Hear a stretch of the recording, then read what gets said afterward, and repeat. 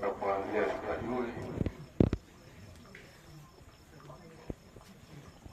kuna utaratibu wa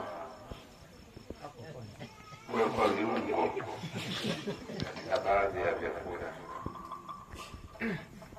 Lakini sasa mwalimu yeye ameweka vitu vyote. Unaweza kuwa unauza kila kitu kila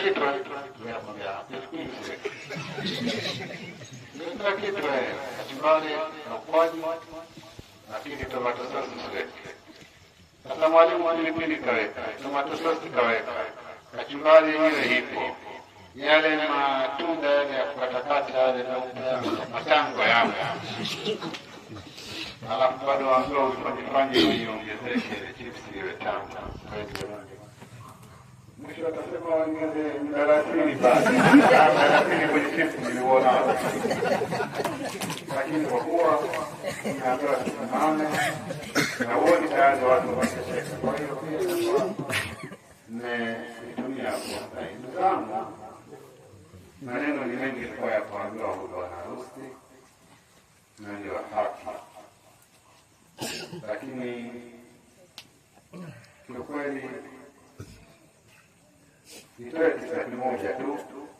Bwana harusi ni mwalimu. Mnaweza kushangaa kwa nini aambiwa, na yeye mwenyewe pia pengine akawa anajiuliza kwa nini naambiwa. Lakini kiliondoka kikundi cha watu kutoka hapo wanapotoka kwenda sehemu nyingine kwa ajili ya shughuli za uvuvi, ikiwa ni watu na nahodha wao. Walipofika katika kile kijiji, kabla ya kuanza shughuli wakawa na semina ya dakika nyingi.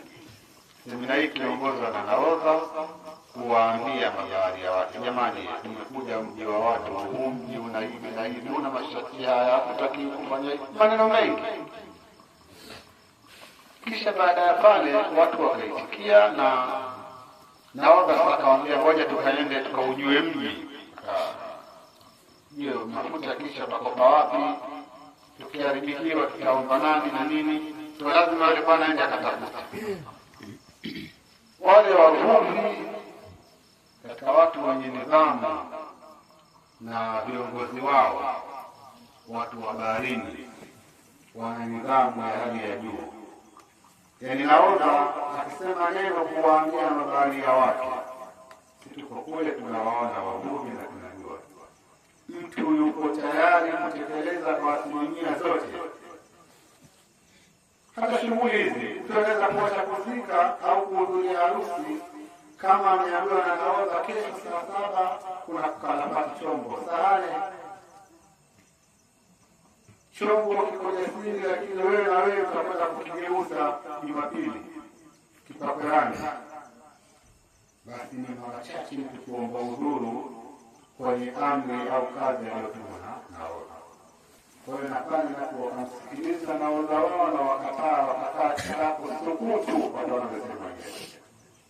Bahati mbaya kama muda wa nusu saa mbele au saa nzima watu wakaanza kusikia mayowe. Wakawa wanaambiana kweli nahodha ana macho ya kutazama mbali. Kumbe mji unakuja namna hii, dakika hizi tayari makelele. Lakini yale mayowe yanaelekea pale maeneo ya kambini. Tokea ni huko karibu na kambini kwao. Tokea ni kuelekea mpaka tunaona sio kuelekea yaja. Lakini bwana la haula katika jambo la kustaajabisha inaonekana kelele ziko karibu, anayetokezea yuko mbele kabisa ni nahodha. Alafu wale watu ambao ni watu wa mji wako nyuma wakatoka pale, yule bwana akawapita mpaka mabahari ya wake ndani. Jamani, muoneni Mungu na mtume kwanza, mliponi. Yule bwana akakaa hapo mahala. Habari ikaja, bwana ana dharura walipotoka. Watu wakajua namna ya kumaliza, wenyeji wakaondoka. Walipobaki wao na nahodha wao, kabidi tena hakuna haya na heshima zote za kikabidi wamjeze. vipi mzee, imekuwaje tena wakati sema ndivyo. Mimi nimewaambia sana wenzangu, lakini hamkuniambia. Sasa mwalimu huyu anawaambia watu ofisini kwake na anawaambia watu wengine, lakini tutakuja kumpa udhuru huyu kama kumwambia. Atasema mimi hamkuniambia, kwa maana unakuta mwalimu tunakuambia. Kwa mwalimu ni ukweli kabisa yale unayoyajua. Sasa hivi unaingia kwenye utekelezaji. Unakabidhiwa mke. Kuna watu wanatafsiri mbaya sana kwenye ndoa.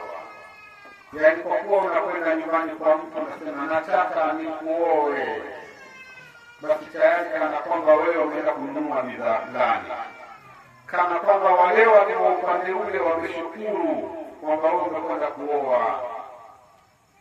Lakini kumbe maneno aliyoyasema shekhe hapa kwa kunukuu, hunna libasun lakum wa antum libasun lahum. Wewe bila yeye uko uchi na yeye bila wewe yuko uchi. Sasa mbona imekuwa kama wewe ukimuoa ndio umemsaidia? Kwa nini wewe unaweza kuwa uchi milele? Kwa hiyo kuna watu katika ndoa wanatafsiri mbaya. Ndio maana nenda bwana, nenda kama umesoma nenda, usithubutu. Usithubutu mwalimu, kwa sababu atakwenda kweli. Lakini wanawake hawa ni kama vyombo. Wanawake ni kama unavyoona vyombo. Chombo chako ulichokizoea ni tofauti na chombo kipya. Na wala mwenye chombo kipya chajaje. Unaweza kukaa nyumbani na chupa yako ya chai. Unaweka chai asubuhi mpaka kesho asubuhi chai iko moto. Sasa ikitokea jambo lolote baya, mara imevunjika, unanunua chupa leo ya gharama kubwa kuliko ile. Ukitia chai hapo unatafuta kikombe ukuje chai imepoa. Na ile ya zamani ndio haiko inavunjika hivyo. Na wewe unajua kama ile chupa nyingine itakayokwenda kununua itakuwa ya poza chai. Jalla jalalu. Kwa hiyo usithubutu. Kile chombo ambacho chakizoea baki nacho hivyo hivyo. Lakini wewe kinukuu maneno ya shekhe juzi pale, asema jitahidi basi mkeo aone kwamba ndo tayari. Ni jambo zuri kwenda kuzingatia. Aone hapa nimefika. Na jambo lolote unaloweza kufanya mpaka ifike mahala, ema akuambie yeye mwenyewe, au kama hakukuambia yeye mwenyewe, basi itokee siku ajitie pembeni, alafu habari zitakufikia. Yaani ujue kabisa kwamba mke wangu anakiri kwamba kwa asilimia nyingi nafanya atakavyo yeye. Kuna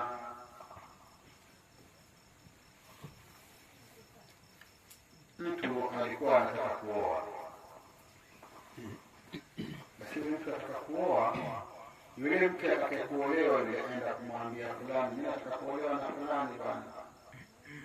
Kaambiwa kama ni fulani olewa, yule mume kweli kweli. Kwa nini?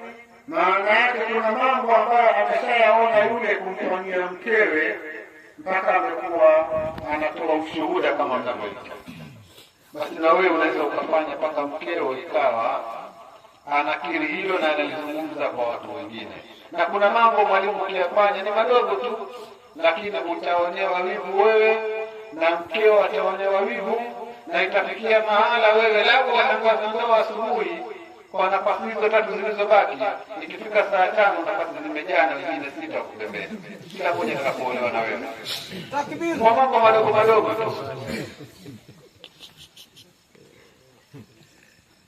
Hivi mtu mwenda mjini jamani, mjini Tanga pale, labda waishi hapa, wakosa shilingi 2,000 ya kubaki.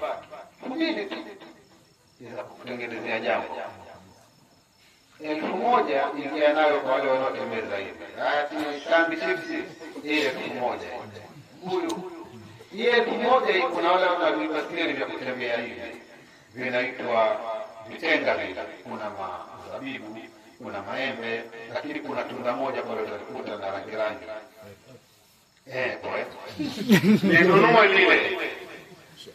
Linunue lile epo lile, usilichanganye kwenye ule mfuko wa ubuyu na zile tambi tambi zile. Kama wewe mfuko wa shati au mfuko wa koti au wa kanzu, ukishakuja kile kifuko cha ubuyu kile unawakabidhi, halafu yeye utabaki na bali kubuyu sasa ninalo pia maanisha yanakuwa kurudi nyumbani.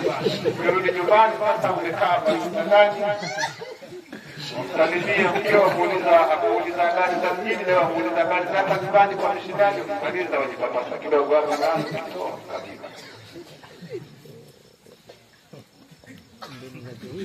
Unaweza ukapunguza vitu vyenye thamani ndogo kwenda kutafuta kwa thamani kubwa, maana unataka utafute mganga akuvunikie mkeo, maana haeleweki.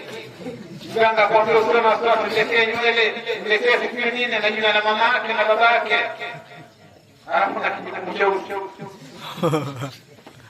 Huyo kuku mweusi peke yake akose 10,000, epo shilingi 1,000. Maepo 10.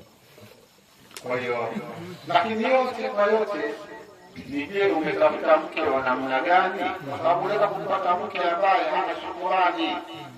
Wewe umemfanyia surprise ya epo, bado anaona tu lolote. Kuna mwingine anaweza kufanya surprise, utenda uendako ukarudi una kitambara cha kushona gauni cha shilingi 40,000.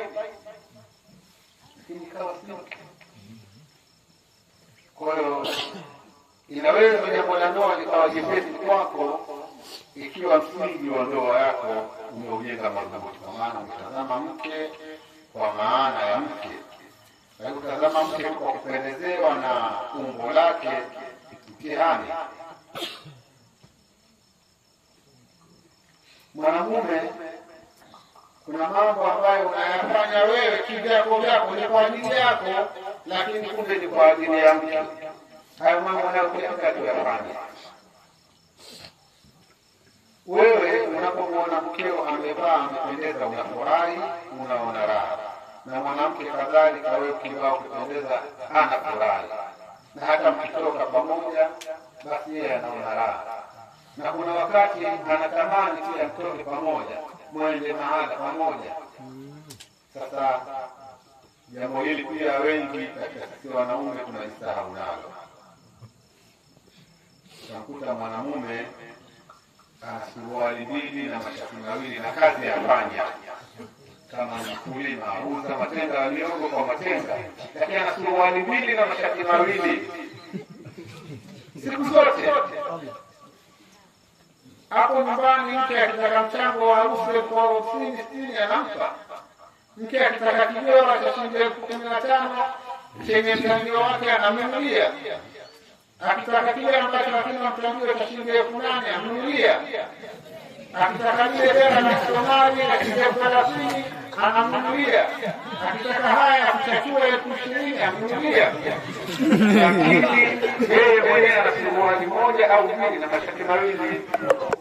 Bwana mke utakuwa umempendezesha wewe, lakini kwenye kutoka hayuko tayari kutoka na wewe.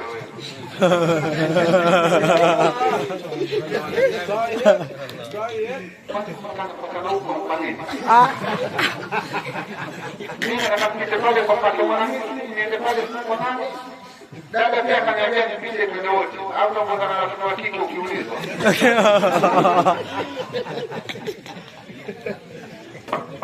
Mambo yapo. Kwa hiyo mwalimu, pendeza. Mpaka mambo ya kupendeza. Alikuwa akisema Ibn Umar, uhibbu an atazayyana laha kama tuhibbu an tatazayyana li. Ninapenda nijipambe kwa ajili yake kama anavyopenda yeye kujipamba kwa ajili yangu. Sasa wewe wakija mahala wawa hapana. Ningekuambia mimi najenga bwana. Ningekuambia mimi sijui na watoto nasomesha watoto, lakini sio vyema mwalimu kuwa wewe kwenye kabati lako hakuna kama vile 50,000, kama za 10,000. Kama za 10,000 wanyao watoto wanaosoma. Wewe kama za 10,000 kama ndio hilo wataka kutoka 10,000 wasafiri 10,000. Hapana, Muislamu wewe pia, hata kama wewe mwalimu, kwa sababu wewe ni mwalimu wa madrasa.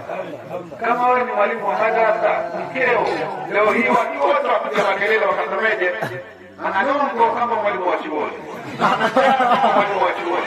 Na wewe mwalimu wewe masomo yako ya 10,000 huku umechanika, huku umejikuja kuja ueleweki. Maana yake unathibitisha hilo jambo. Sasa wale waliopendeje zaidi na jambo hili la mwalimu wa chuoni hawawezi kuvutika kuwaleta watoto wao. Lakini pendeza. Watu wanawezekana wakawa hawajui mambo ya mavazi haya ya Kiislamu, hawajui. Lakini anaenda mpaka kwa mimi, yuko mtu mmoja siku moja ananiambia, mwalimu, mimi nataka nikununulie zawadi kwenye hadhara ya Maulidi ya mwaka huu. Miaka nyuma huko. Naongea sawa, ninunulie, lakini mimi zawadi nataka mimi ni kanzu tu. Ananiambia, naona mwalimu basi kanifanye jambo lile. Hata mtaweza. Kwani zina nini? Hapana. Basi kila tulipoenda mwisho yote, mimi hizo kanzu nitaweza kuzieleza kuanzia laki. Naambia hapana, wewe nunua kanzu yoyote, bora tu wewe unajua sisi yangu kwenye namba alikataa. Lakini kama ingekuwa ukifika pale barabara ya 10 pale, umetundikwa pale, ushachukua 3 zile, ni kifurushi umejiunga, ununui tena kanzu kama mwakani, maana umenunua kanzu zako 3 za 721. Angeogopa kununua zawadi ya kanzu. Ndio pale barabara 17 kachomwa moja, ikija imefika mpaka kwenye nguru huko. Pendeza mwalimu. Watoto watasoma nini na nyumba utajenga huko unapoishi unapofanya kazi, na hapa nyumbani utajenga. Lakini alivyoambiwa nani yule alikuwa akifanya Karun, wala chansa nasiba kabla dunia, nasiba kabla dunia ndio hiyo. Kwa hiyo ukitokea siku umekaa umevaa kanzu yako nzuri, kilemba chako kama hivyo, na mwambia mke twende mahali fulani, ile mtu wala si mbaya. Lakini pia kama alivyosema mwalimu, kama mke amenunuliwa gari huko na huyo mwenye uwezo wa gari, wewe fanya yale ambayo walimudu. Lakini sio basi moja kwa moja ukaongea kinai, hapana bwana. Uko kwa toni huko Mbeya au Iringa Morogoro, Kagera, Kagera. Uko Kagera huko, kuna siku utapata sehemu ya kwenda naye mke, kuna siku utapata sehemu utatoka wewe peke yako, lakini kuna siku naye utatoa. Hawa wanawake hawa wale ambao wenyewe wanahangaika kutafuta maugali wenyewe, wakenda watu sawa. Lakini kuna mwanamke mwingine anaweza kuolewa maskini Tanga mpaka siku ambiwe ile ujauzito huo tuweze hapa mpeleke ni Bombo. Yaani mtengenda Tanga Bombo kujifungua ni mtu mzima, tena ile ni bayani ndio ile tatabu ndio akenda za Bombo. Usiishi hivyo na mkeo. Anaweza kukimbie, lakini akawa hafurahi kuona wewe, aona tu kwamba kuna namna ishaingia kwenye ndoa. Yaani kuna wanawake wako kwenye kwamba kashaingia kwenye ndoa atafanyaje, lakini hana anachokifurahia. Lakini mweke jambo mwaka mmoja, miwili, siku moja, uwe ndani ya jambo la Islamu. Alafu haya mambo yanataka itumike akili kubwa kuliko mali. Akili kubwa, kwa sababu akili itakusaidia vipi? Unaweza ukaamua tu kuna mdogo wako na kaka yako yuko kule Dar es Salaam, una dada yako bwana huyo atakuja hapo mara moja, kuna jambo kadha au atakuja upelekea tu kali yako kama akanini kitu fulani, umesevu na ule ameenda mtu mmoja, lakini akirudi semaje, mpeleka Dar es Salaam juzi mwezi wa 12 watoto mwasafirisha huko ndio wasafirisha, lakini mwenyewe sio maisha. Lakini nafanyaje hiyo fursa hii? Chukua kiseti kadhaa ya klabu nenda Mombasa. Kwa maana yeye huu mwezi wa 12 huu amesafiri Mombasa, amekaa siku 5, amevuka feri. Akikimbia atakuwa mwenyewe sio yake.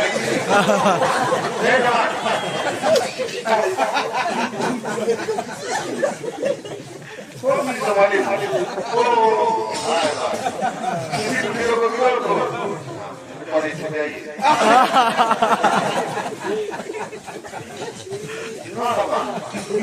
Hivi mwalimu ni kodi. Kama vile pingo. Atoki hapo. Akitoka katika watu wa msingi karudi hapana. Mtoe kidogo. Lakini jambo moja ambalo ndio sumu hiyo katika ndoa. Jamani, majukumu watu ya deni vilivyo. Na hili jambo linaharibu ndoa. Majukumu hatuyadeni vilivyo. Mwalimu mkeo kama atauza kachori hapo barazani, kama atapika ubuyu hauhusu ubuyu wake, kachori zake hazikuhusu. Mwalimu jitahidi sana hapo. Tena hapo ndio kutengeneza mapenzi. Kwamba kauza ubuyu anaijali mwenyewe kufanya chochote kwa ile pesa yake ya ubuyu. Sio wewe unaamka asubuhi tu atoka bana. Kauza ubuyu, akiuza pale atanywa chai, atanywa watoto. Hata kama anafanya yule mwanamke usifanye hivyo. Kwa sababu wewe ndio umepewa jukumu la kumlea yule mke. Ikitokea bahati mbaya umefeli, unatumia aidha kumuomba au kumkopa. Lakini sio leo umeenda ulikwenda vipi? Sasa kwanza hizo lakini nachukua yangu hapa kununua. Mungu akulipe mwanangu. Kesho tena umefanya jana umesahau kweli, leo waondoka makusudi. Sasa basi tutafanya maarifa. Hii ni mbaya hii. Mkeo anafanya maarifa mke. Mtume sallallahu alaihi wasallam asema an-nisa'u miswaru wa aqli wa din. Wanawake ni wafupi wa akili. Kama wewe umeshindwa na maarifa, mwenye akili kamili, huyu mwenye akili fupi. Kwa fanya maarifa. Ndio anapokwenda sasa kinasaidiwa maarifa na mwenzako kama wewe. Kwa sababu yeye hana maarifa. Anakwenda mgani? Takdir. Sasa nimeambia nimepanga kwenye maarifa, kama wasiwasi. Atapewa unga, atapewa mchele, atapewa sukari. Kwa hiyo niambie na cheti tarudi. Kwa lugha hii ni lugha mbaya sana, usitumie mwalimu. Hakikisha wewe unapambana, usiye maana kwamba mke afanye maarifa. Hasa majukumu watu wanapoyakwepa hapo, eti mke auza ubuyu, auza kachori, ndio basi eti mkataba wa kununulia nguo haupo. Jambo baya baya.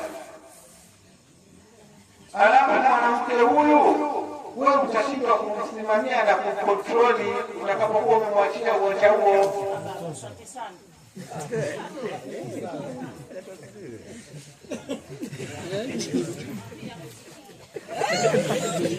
Huyu mama au mwanamke ambaye unamwachia majukumu haya, kiukweli kabisa utashindwa kumkontroli. Matokeo yake unakuja kuona vitu vya ajabu ambavyo wewe unajisema data tu, lakini vitu hivi vya ajabu hata kwako. Wewe wajua kwamba akinunua unga wa mikopa kilo moja vinatoka vikopa vya shilingi 2,500. Ukitoa gharama ya sukari na unga pana 700. Fanya auza kila siku 700 kwa muda wa mwezi mmoja ni shilingi 21,000. Hakuwa na hamu hata juice siku moja kanunua 500. Mtoto wake akulia akamwambia hiki atujalie iko vile vile 21,000. Kabadera la shilingi 40,000. Biashara hiyo hapo atubadilia hasara wala nini, kusema kapata faida kila siku 20,000, lakini kabadera la shilingi 40,000. Huwezi kumuuliza kwa sababu ulimwachia ule mlango kwamba yeye mwenyewe atajivalisha. Kwa hiyo kajivalisha, kafanya maarifa. Na hapo sasa utashangaa kwa mwezi anaweza kapaa mara 2. Kwa tufunge mlango huu ili tuwasimamie wake zetu wenyewe, wale kupitia sisi, wavae kupitia sisi. Itakuwa ni wepesi mke huyu kumdhibiti, ni wepesi mke huyu kumsimamia na kwenda katika ndoa iliyokuwa ya amani kwa ndani. Lakini mwalimu nawe ukiona ni mteremko ushapata au ni hatari, kuna watu wamekaa huko wanasubiria tu wamnulie mke, na kuna watu katika mara nyingi napenda kuyazungumza haya, kuna watu mtu ana mkewe lakini hajui mke wangu ana madera mangapi, ana matenge pea ngapi.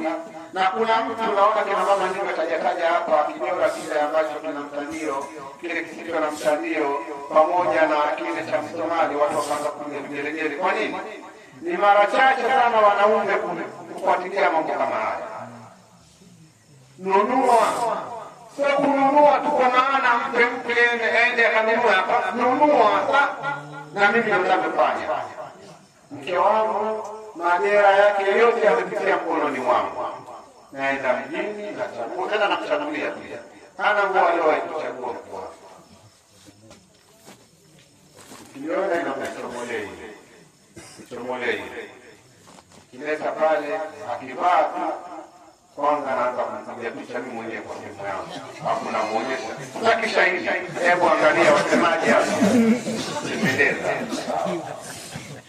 Tumeshiriki ile kambi mwaka wa 18 huu. Hakuna buguza, hakuna kero, na mazoea yanajengwa. Ukishajenga basi, kama wewe umekaa wasubiria mkeo sio mpaka leo ile atakataa kasema sio hapana. Ukijenga mwanaume yavyo ndivyo akwavyo, anajua kwamba mimi hili siku nitanunuliwa dera, lakini hajui nitanunuliwa la rangi gani, la Msomali wala la kawaida. Msomali wale wenyewe original wa 40 na kuendelea, au ulitoa kondo wao nyumbani, umeona hajui. Lakini anachojua kwamba ukubwa haitokitafuni, harusi haitokitafuni, sisi ni maulidi hapa mjini haitokitafuni, anajua hivyo. Ukimjenga hivyo mtu, basi wewe utapata amani ya roho. Lakini paka umuulize au yeye ndio ajakwambia hiki hapana hiki. Hapana, siku nyingine niko hela yangu mimi kanunua mwenyewe. Mkupe shilingi 30 upande gari hapa, urudi hapa huku itumia na leo umekuja nayo ni mweo. Watu 30 akapanda gari akaenda Utanga na dera na hela kutumia. Kwa hiyo mwalimu kuna mambo mengi, lakini ya kuzingatia ni kwamba wewe mwenyewe kwanza jiweke vizuri, ili nifikie mahala kama umekuja kwenye shughuli kama hiyo. Wanawake wana kawaida kuangaliana, mume wa fulani nani, yule ndio mume wa fulani. Umekaa pale wewe una kanzu inajulikana ya blue wala nyeupe. Kuna kanzu ya maua hiyo nao. Lakini kuna namna fulani ukijiweka kama inakuwa na maua kama huko ina rangi, ina bato la blue, ina nini. Fanya hivyo mwalimu. Lakini mwalimu hakikisha kwamba ndoa huja msaidia yule. Ndoa huja msaidia yule mwanamke, bali mmesaidiana. Kwa hiyo tumia maneno mazuri. Mkikosana akizungumza maneno sisi nataka kuondoka tu na nini, usimwambie nenda, kwa sababu hujui unaweza kupata kama tulivyotoa, lakini hujui utakachokipata kimoje. Kwa hiyo na naye mke mbeleze. Na wanawake wana mambo mengi. Kuna wakati anafikia mahali ukaona kama sasa mbona mimi na kama mzembe, sawa kwa sababu atapanda juu, atakuwa na sauti kali mpaka utajiona mimi bana siwezi bana kuvumilia namna hii. Lakini kumbe Mtume sallallahu alaihi wasallam asema katika hadithi ndefu, lakini anamalizia kusema ya ghalibna karima wa yaghlibuhunna la'im wa uhibbu an akuna kariman maghluba wala uhibbu an akuna la'iman ghaliba. Hawa wanawake wana kawaida ya kumshinda na kumghilibu mtu mwenye nafasi kwa Mwenyezi Mungu Subhanahu wa Ta'ala. Ndio maana utakuta wanawake wameolewa na walevi na wanapigwa mangumi vibaya sana, lakini hakuna anayethubutu kuondoka wala kuomba ruhusa. Lakini wewe mwalimu wa chuoni umechelewa maulidini siku moja tu, kwamba saa 8 maulidi ya vipi hayo? ugomvi mpaka asubuhi, wamba mimi nda zangu, wewe fanya maulidi yako, maulidi kisha utalifuata kwetu. Hiyo ndio ya Ghalib na Karima. Lakini ana dereva wa magari yuko huko Kongo huko Tunduma, ana jiko, ushatumiwa picha za WhatsApp. Hapo Mbeya mjini ana mke, ushatumiwa picha za WhatsApp. Hapo Dar es Salaam anapopaki gari pia ana mke, wala una wasiwasi. Kashaondoka Tunduma, kashafika Dar es Salaam, lakini nyumbani kwako hajaingia na siku ya 4. Akiingia leo kidogo tu akwambia bana, gari na mzigo tayari tuondoka. Hudai talaka hata siku moja, wala ugomvi hakuna. Ya Ghalib na Karim. Sasa wewe unaweza kuona vituko vya wanawake, ukiviona vituko vya wanawake kwako wewe, jua ndio ile ya Ghalib na Karima. Wewe uwe sasa mtu wa kuvivumilia vile na kwenda navyo mpaka wakisha umefaulu. Mtume mwenyewe alichagua akasema, mimi pia napenda niwe Karima Maghaluba. Maana yake ukimwona mtu anapelekeshwa na mke, ujue ana dalili nzuri. Ukimwona mtu anamwambia tu nenda kwenu, alafu mke kaganda aondoki, wenzetu wana bahati bwana, yule mke wake anpiga mfukuza, lakini wala aondoki wala nini. Kwa hiyo yule hana bahati yoyote, yule tayari ni mtu ambaye kwa Mwenyezi Mungu hana nafasi yoyote. Kwa hiyo mwalimu, tunaweza tukaambiana mpaka asubuhi, lakini kubwa zaidi ni yale ambayo wewe unayajua, hebu nenda kayasimamie vizuri. Lakini pia kuna bahati mbaya ikitokea mambo yameharibika, basi yaharibike vizuri, ionekane tofauti kati ya mwalimu wa chuoni na mtu ambaye hakusoma. Nilipata kisa kimoja, nitamani kumpiga mtu makofi wallahi. Amekuja mtu ananiambia, mwalimu, mimi nilimwacha mke wangu, lakini sasa nataka kumrudia kwa sababu nimeambiwa yeye za kurudi. Hayo ulimwachaje? Nilimwacha talaka 7. Huyo mtu mwenyewe ni mtu kabisa, ana kituo sehemu tumemkabidhi, anafundisha. Haya talaka 7 za waje? Asema nilimwacha moja yake, moja ilikuwa ya baba yake. Alafu pale nyumbani tuna mtoto wa kike mdogo wake alikuwa kakaa naye, aanza kutaja kabisa na yani nikamwambia nenda, nimekusikia, nenda. Kwa hiyo mwalimu naomba nenda, basi tutaongea siku nyingine.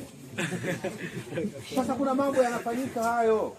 Mwalimu, wewe ni mwalimu, uwe tofauti. Kama itatokea hatua ya namna hiyo, uonekane tofauti. Hizi ni ndoa za Kiislamu, ni tofauti za makafiri, kwamba wale wenyewe waita pingu za maisha. Hizi sio pingu kwetu. Lakini ikitokea sasa sio pingu, hiyo siku imetokea bana, imetokea. Ni aibu kuonekana mwanamke anafika kwao jicho limevimba hapa kwa kutoka damu, alafu ambiwa ndo na talaka imeenda hapo. Kwamba ndo jana ilikuwa kwenye talaka atoka na nguvu na mateke. Wamvunja mtu shingo kwa talaka. Wapi bwana? Imstafu bimarufi tasiru biihsani. Mimi nimewahi kuoa. Unajua mimi hata kwenye darasa napenda sana kuzungumza. Yaani sina visa vya kwenye kitabu hata kimoja. Ni jambo langu mimi mwenyewe tu. Hata nikisomesha nikiwaambia watu, "Sheikh fulani alisoma akapata tabu akashinda njaa." Mimi mwenyewe njaa nilishinda nayo sana. Basi natoa ile yangu mimi. Siku moja bana nilishinda na njaa. Sasa katika hili mwalimu, mimi nilioa mke Arusha. Nikakaa naye kama miezi 8, alikuwa ni mke wa pili. Nashukuru kwa sababu niliweka rekodi. Ndio mkienda kumuoa Bamba wamleta Mwaboza na baskeli. Nilikwenda kumuoa Arusha. Nikaja naye, hiyo ilikuwa ni rekodi niko nayo bado. Lakini alipokuja pale tukaishi, baadaye ikafikia mahala ile imsaku bimaarufi shaisha kazi yake, ikawa ni mambo ya tasiri. Na kila kitu lazima kutendee haki yake. Nilichokifanya mimi nilipojua kwamba hapa nimefika mwisho kabisa. Waarabu wanasema aqsal ghaya.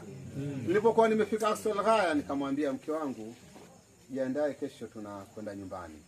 Yaani mazungumzo mazuri ya kawaida. Jiandae kesho tunakwenda nyumbani. Kwa kama kuna mazungumzo mengine alienda, lakini ya msingi alikuwa ni hayo. Na kweli mke akajiandaa, asubuhi tukaondoka pale paka Tanga mjini tukapanda ile rakibu